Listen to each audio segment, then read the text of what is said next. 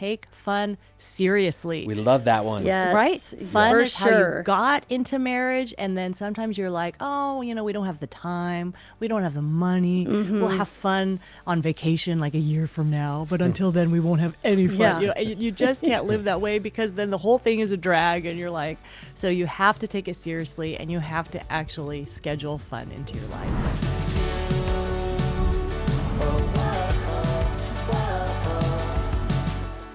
Well, Arlene, we're so excited to get to talk to you. So thanks for taking the time to talk about marriage. I love talking about crazy marriage, and I love talking about it with you guys. I'm so excited to be here. Thank you for having me. Well, speaking of crazy marriages, so you have a passion for marriages. I know you've been married for 26 years. Kind of tell us where did that passion come from? I have really enjoyed marriage. So I was that girl that was like, I want to get married. I want to have children. Now I wasn't good with kids at that time. I wasn't the girl that knew babies. Like when I had a baby, I was like, what do I do with this thing? So I don't want to portray myself too babysitter much. as you were growing I up. wasn't. Yeah. I got them when they were really big, never when they were little. But I really wanted to get married, and I'd pray all the time in high school, in college. Jesus, bring me the right man. Just let him drop his books, and then let me, help him, and then let our eyes meet and let us find each other. And just really so wanted that. And it didn't happen for a long time. I worked for 4 years. I went to graduate school, and that's when I met my husband. So when I did get married, it felt very like, oh, what a relief. like I found someone, So sometimes when it takes longer to get something, or you're waiting on something, it does give you an appreciation. Like, wow, I'm so glad that I got to do this. That's funny. That was the spark, I think. And I love then that. I have enjoyed these 26 years. So I look around and I'm like, why are you not enjoying your marriage? We need to encourage you along the way. Every rom-com Hallmark has that, Yes. we call it the bump. So it's when the two meet for the first time. Right. What was kind of the start of your love story with your husband? Yeah, our bump was at an old folks' home, which is fantastic. So our school, right? Like that's where we're going to end, right? So that's where we began. That's so our appropriate. school, once a month, grad students would pile into this van and go to the convalescent home nearby and do Bible readings and singing and visit residents. Like it was super cool. And I really liked going to visit the elderly. And so my husband, James, he was cute because he was like, if I find a girl that's on a Friday night with these old people, she's going to be a nice girl. And his odds were stacked in his favor. It was one young girl. So. Oh my word. So he was doing like the Bible study, and here's all these old people listening to him in wheelchairs, and they're like all falling asleep. And I was like, oh my word, I am like in love with this guy. This is crazy. Aww. So that's how he had me at Jello, like at Hello. Yeah. So that's how, See, that's that's how I we love got that. it. That's a beautiful story. love Whereas that. Erin, our bump was when I didn't know who she was, and we were in the back of an Old Testament theology class. Oh, how funny. And she, again, stranger to me, but she told me the professor had called on me to pray. So I stood up and I started to pray out loud. So that was our bump, me being Oh my goodness. humiliated in That's this huge hilarious, but class. see, So she helped you from That's the very Thank you very much. That's a good reframe. Granted, his friends put me up to it because I was the new girl. They knew I could execute that quite well. Yeah. So, Funny. but I did. I carried it out. 33 years That's later, Yes. she So still funny. gets me to pray. So, Yeah, you never know when though. right. So, Arlene, you've identified 4 decisions couples can adopt to make their marriage easier. Can you kind of give us an overview, and then Yeah. we'll dive into each one of them? Yeah, and their decisions, right? It's not feelings. It's like, I have decided these things. And if you will decide these 4 things, they really help you. The first decision is play by the rules, God's Okay. rules. Look at these are God's commandments. How do we follow them and not follow our feelings? So let's establish rules in marriage, what we will and what we won't do. These are pre-decided things. The second thing is to give thanks every day. On that wedding day, you certainly thanked God, but maybe you're 5, you're 15, you're 20, whatever, you're like, God, really? So instead of saying thank you to God, we are grumbling, Yeah. like we're not sure. So if we can turn that into Thanksgiving. It'll really transform our home. Decision number 3 is serve your spouse. And of course, this is wildly popular, but it's that whole idea that you are not going through marriage like, what have you done for me today? Yeah. You haven't done very much for me. I did 10 things for you, and you did like 0 for me. Scorekeeping. You feel Yeah. entitled, right? But instead, if you're like, you know what, I am here, God calls us to be servants. Like this is something we are to attain to. We go higher in the kingdom by going lower. So yes, it's strange. But when you make that choice, like, I'm going to serve you. So just simply saying, hey, how can I help you today? Is there anything I could do to make your day easier today? Just that one little tiny sentence of showing service can really make your day and your marriage much easier. And then the last decision, decision number 4, is to take fun seriously. We love that one. Yes. Right? Fun For is how sure. you got into marriage. And then sometimes you're like, oh, we don't have the time. We don't have the money. We'll have fun on vacation like a year from now. But until then, we won't have any fun. Yeah. You just can't live that way, because then the whole thing is a drag. And you're like, so you have to take it seriously, and you have to actually schedule fun into your life. And it's so interesting as a marriage counselor, I so often hear, oh, we don't have the budget for that. Yes. And I'm like, well, you have budget categories for everything else. How about a budget category for fun in your marriage? How about that? Yeah, What an spend idea. money on your marriage. Yeah, for sure. Yeah. It's cheaper than counseling, Right. cheaper than divorce. Yeah, then all you don't those need to come and things, see like- me anymore. And then you can do the free things, right? Like you can Yes. pull up something like a 5-minute funny stand-up thing and watch it together and laugh. Or you can, go and be goofy. Like, if there are any kind of old remnants of that you could see, old videos or whatever when you were dating, believe me, you'll see like, wow, we were really goofy. And that was all free. So, Right? I had really dark brown hair. No, I You did. don't. What happened? I know. It's wisdom. Isn't there a Bible verse about wisdom. that gray hair? That's what it is. It's Yeah. like Yes. glory. Right. Yes. Exactly. That's what I'm your trophy husband, your glorious husband with his white hair. I see it. Let's circle back then. So play by the rules. What would be maybe an example of one of those important rules that God has laid out? And as you pick one or two of your favorites, you have to tell the electrolysis story. Yeah. That is I love that is my that. favorite one. Yes. You love that someone else did it and not Exactly. you, right? So when we were dating, right? So we're so in love. We're not engaged, but we're dating seriously. And he's looking at me and he said, I have something to ask you, but I don't know how to say it. So I'm thinking like, wow, maybe he's going to propose. Like, I hope this isn't the proposal. Sounds kind of awkward, And what do you do when you're dating? Baby, you can tell me anything, right? With all your heart, you're like, no, tell me anything. And he says, you have these hairs on your upper lip. Have you ever thought of electrolysis? And of all the things I thought that man would say, that was certainly not one of them. And I was like, oh, I touched my lip. I was like, I really hadn't ever thought of that. And it was so awkward my and I didn't know what to gosh. say. I looked at my watch and I was like, wow, I have to go. Yeah, I have to go to have my homework. electrolysis I gotta- appointment. I gotta go to Yeah. my appointment. So I went into my house, straight to the bathroom, looked in the mirror, and in fact, all those like little tiny hairs, right, Yeah. that I've always thought like nothing of, all of a sudden I was like, oh my word, I have this huge mustache Where do I have a on my mustache face. I feel from? like a walrus, And then there was no internet, so I take out the yellow pages and I'm like, laser, electrolysis. I don't know what to look for. I'm not like a girly girl, spa girl. Like, I don't know what to do. That's the reason it was there. I don't know what I was supposed to do with this thing. So I learned about it. I made an appointment. I got the little hair zapped. We didn't get in Wow. an argument. And for me, obviously, it was very embarrassing. But I was like, it's true. Like, I really do have hair on my lip. And then for James, of course, whenever I share this story to someone, they're like, no. Yeah. How did We you hate recover? him. Ever Yeah. do that? He's awful. How could he tell his girlfriend to go do something to her lip? That's awful. Yeah. So And then explain it. after- Yes. Yeah. That's right what we're after, wondering. down the line, he says to me, and this is like really beautiful. He says, I had to tell you about your lip. And I was like, why? He goes, well, if we get, and this was kind of after we were engaged and stuff, I think that we had this conversation. He goes, if I'm going to marry you, we have to be able to talk about anything. Like, we have to be able to talk about, like, are we going to have kids? Where are we going to live? Like, what will we, like, these are really big decisions. And if I can't talk to you about your lip, like if I'm not allowed to say anything about your lip, which I actually am thinking about, he's like, when I look at you, I keep thinking, I need to tell her about her lip. So it was so funny. So it was this Interesting.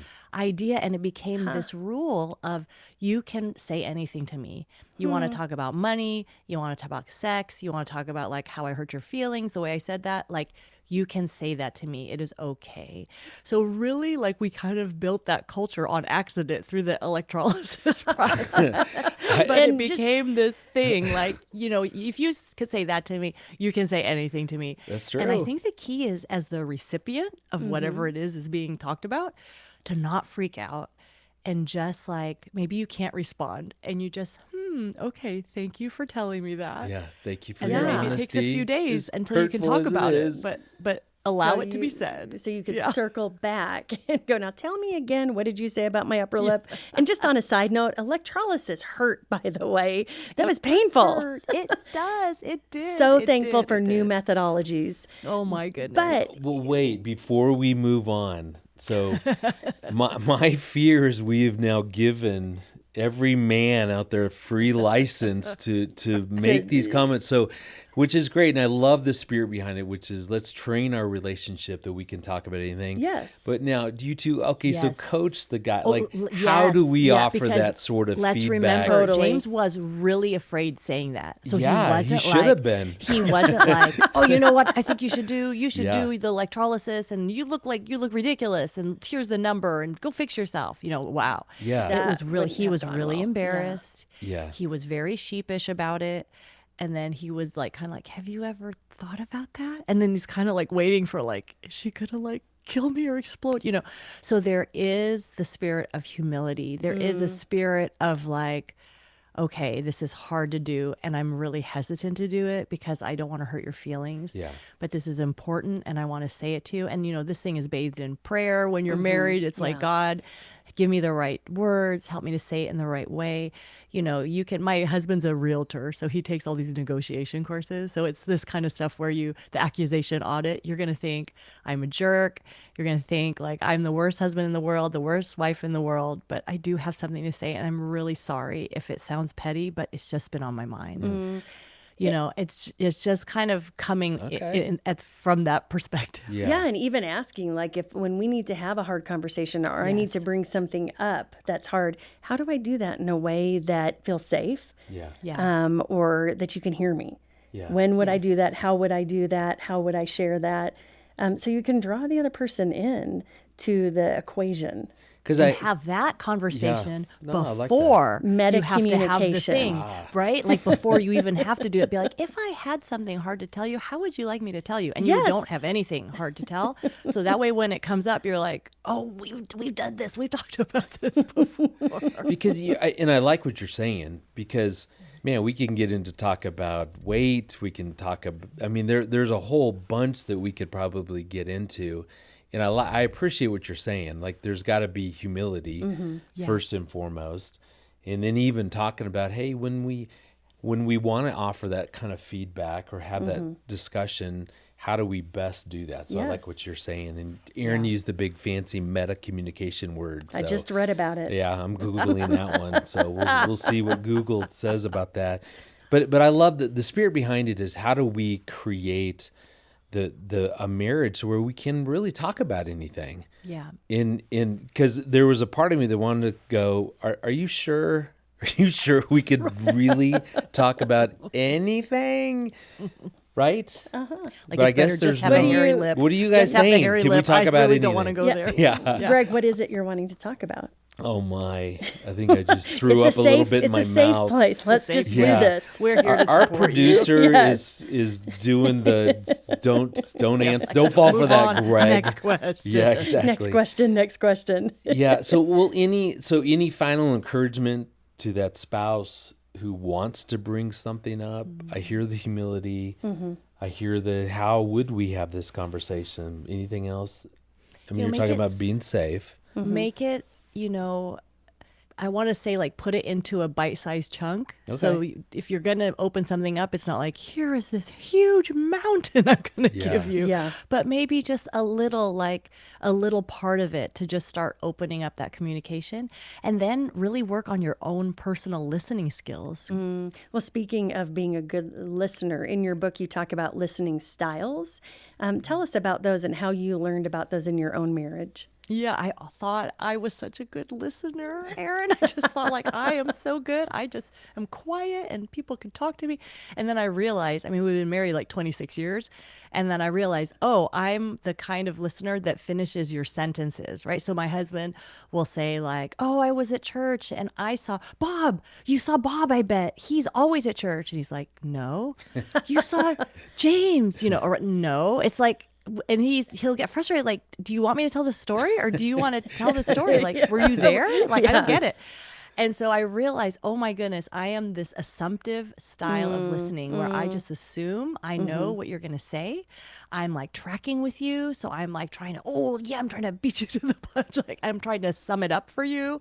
So assumptive listeners, we think we know what is going to be said. We interrupt, we put you on a different track, all those kinds of things, the assumptive listener. There's another kind of listener, and that is the celebrity listener. And that is like, I am listening only enough so I can shift the conversation back to me. And I feel like we are all kind of this way. Someone tells a story about like how their dishwasher broke. And of course, oh my word, my dishwasher broke too. And you're talking about your dishwasher for the next 20 minutes. And instead of just saying, wow, that must have been so inconvenient about your dishwasher. What did you do with all those dishes when you didn't have the dishwasher going? Just engage them more so they are the celebrity, not you. So you can kind of picture a halo over whoever's speaking and just like, oh, okay, spotlight's on you. I will listen to you until you finish your story. I will listen. I will ask like questions about, that's the thing. We just kind of listen to the story, then we shift it to now let me tell you my story. And it's not bad to tell your story because it relates, that's fine. But before doing that, remember they're the celebrity and ask follow-up questions. How'd that make you feel? Had you ever experienced that before? Who ended up helping you? So be a good listener that, wow, I really care what you're saying. And then let's see. So we have the assumptive listener. And we then the you have celebrity me, which is the listener. fixer. Yes, I fixer thought listener. that's the first person who came to Right. mind when I saw that. It is typically it's the man who it's like, you've told the thing.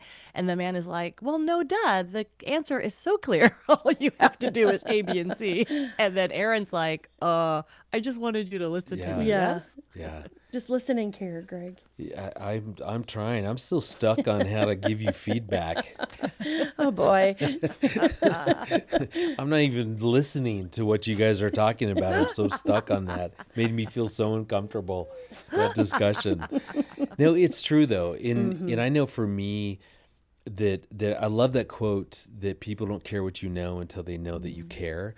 And when I saw that was like a light bulb epiphany moment in our marriage. And I will repeat that quote in my mind just to go, okay, she doesn't want the solution unless she tells me. There was a time where she called, she was lost, and somehow that her phone, something wasn't working. She didn't know where she was.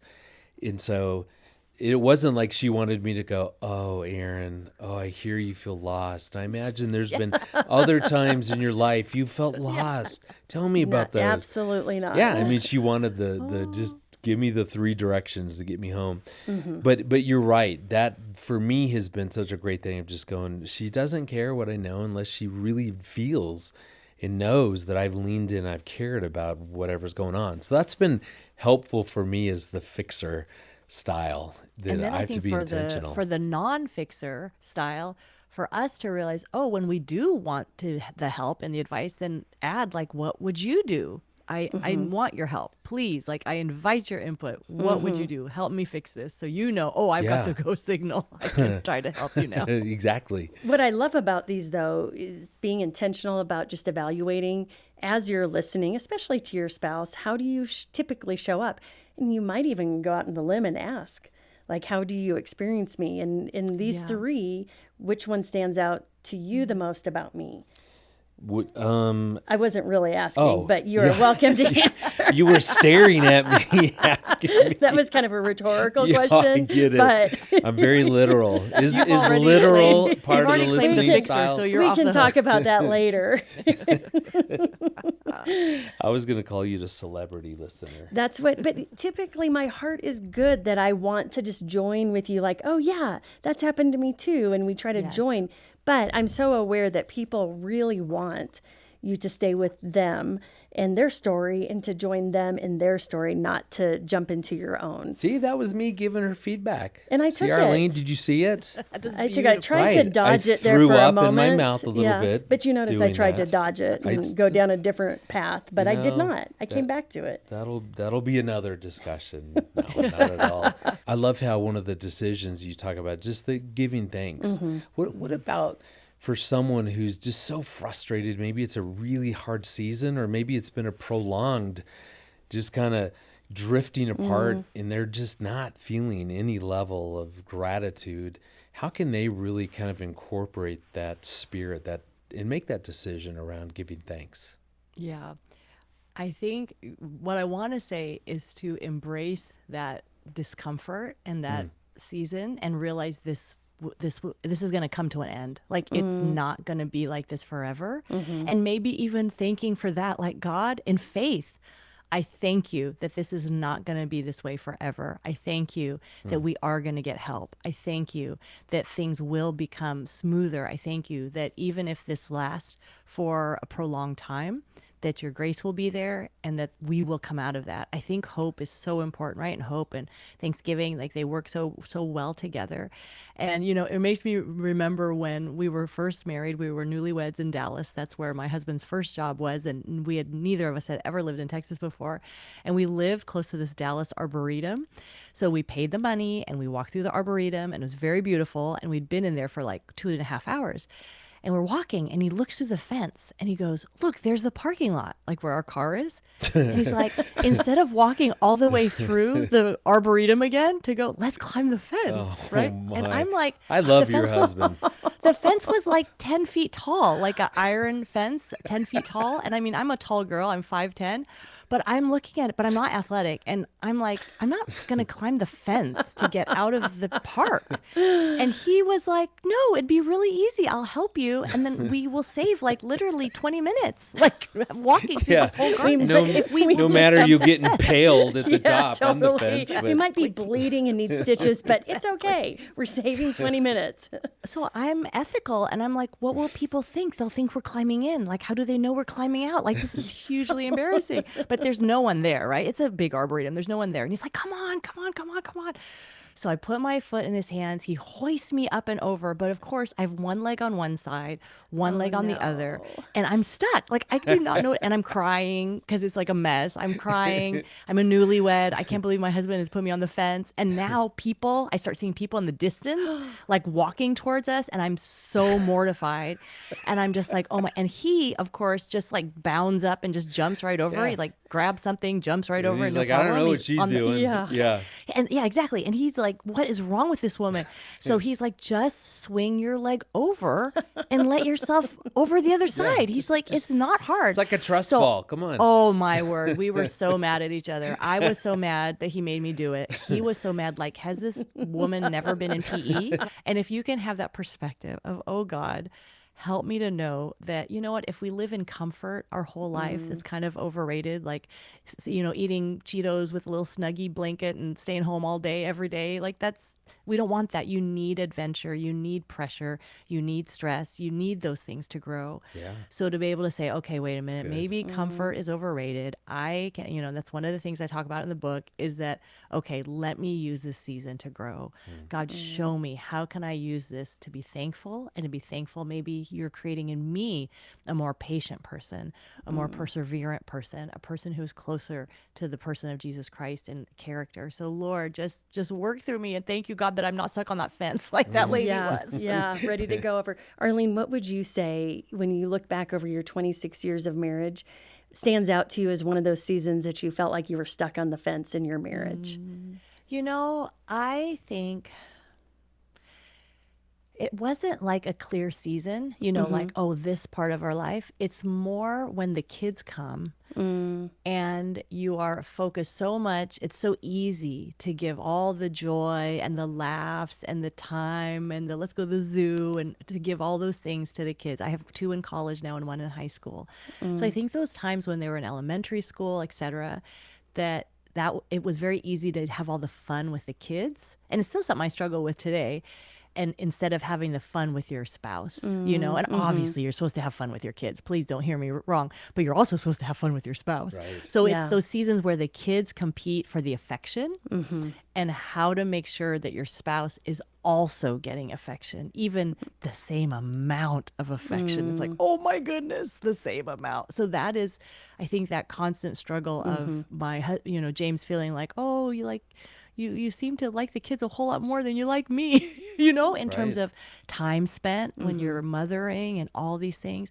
So keeping that, you know, in balance. And, you know, one of the things that helped us was those, you know, like every 6 months to take 24 hours. We live in San Diego and just go downtown and get a hotel downtown and just spend. So wherever you live, probably within 2 hours, there's somewhere you could go for 24 hours and just spend time, the two of you. Yeah. That was helpful Have an during adventure. those seasons. Yeah, to So you don't, invest. so you don't get too far apart from each other. Yeah. And of course, create a budget line for that. That's what we're going to go back to. Spend money on your marriage. That's Yeah. good. I love it. Yes. And that's great advice. In, you know, when you talk about playing by the rules, giving thanks, serving, having fun that we just talked about, that really requires that people have something to give. You can't give what you don't have. So as much as I would love to do those things, if I'm not doing things on a daily basis even to make sure that I'm well cared for as an individual, it's hard to give out like that.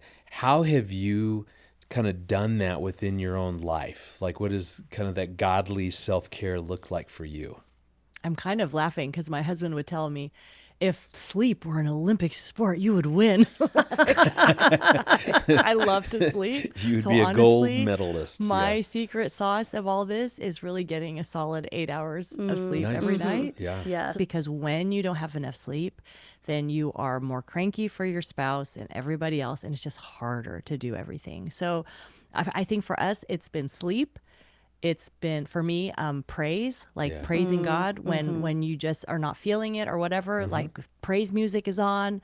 You know, let me read a psalm. Let me get back in there. Like, God, I praise you. You're in the car. God, I praise you for my husband. I praise you for my children. I thank you. You know, you just do that. And it just might be 10 seconds, 30 seconds. And it just shifts and kind of realigns everything in your life. So I think that has been really helpful. Living close to family. And I know not everyone can do this, but if you have a choice, like, where are we going to relocate? Where are we going to be? Like, to be intentional. You know, I'm an only child. I have parents that are 5 minutes away, and they've been 5 minutes away the entire time of us having kids. That's been really helpful. So it's like, whether it's date night, support, watching, all those things, that's key. And if you don't have family in the area, then it's small group and it's friends and it's people that you can count on that can help you when you need it. So Those are those great. have definitely So been a few good. things. Yeah. So good.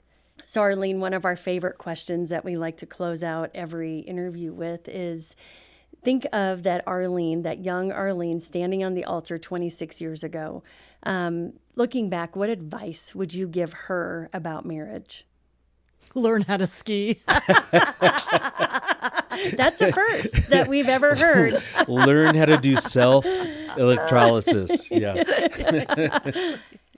Oh, it's so funny. I feel like the things I would have told myself, you know, I say that learning to ski thing because I would have never known that as a young bride, that, oh, my husband's going to love to ski. My children are going to love to ski. And I'm really going to not love to ski. And that's I'm going with to you. affect the vacations for the rest of our lives. Yeah.